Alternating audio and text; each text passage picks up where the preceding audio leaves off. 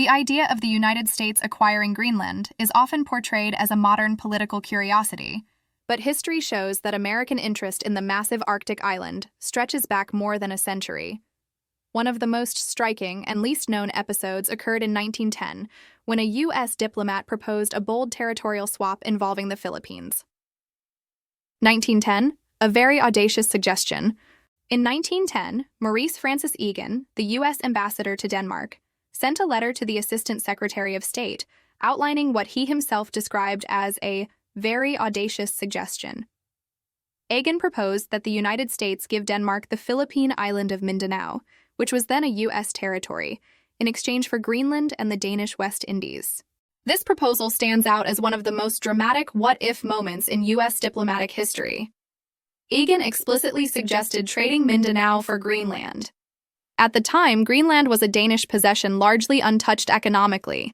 Egan argued that Denmark had failed to exploit the island's potential, and warned that other nations, particularly Norway, already saw its strategic and economic possibilities. Greenland is, as you know, a Danish monopoly, Egan wrote, emphasizing that its value lay not in present development, but in future opportunity. Despite its boldness, the idea went no further. With World War I approaching, U.S. priorities shifted, and the proposal faded into obscurity. Still, the United States soon took a step in the same direction.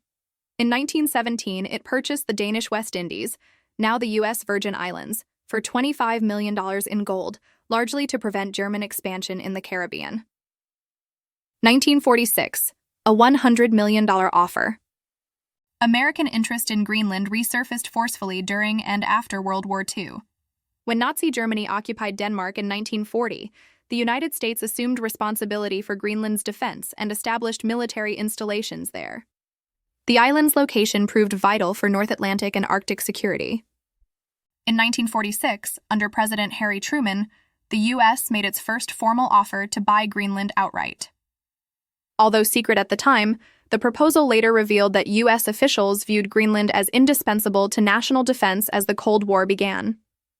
The State Department suggested offering Denmark $100 million in gold, arguing the island was strategically priceless to the U.S., but of limited economic value to Denmark. Officials even discussed swapping oil-rich Alaskan land for parts of Greenland, though they believed Denmark would reject such an exchange.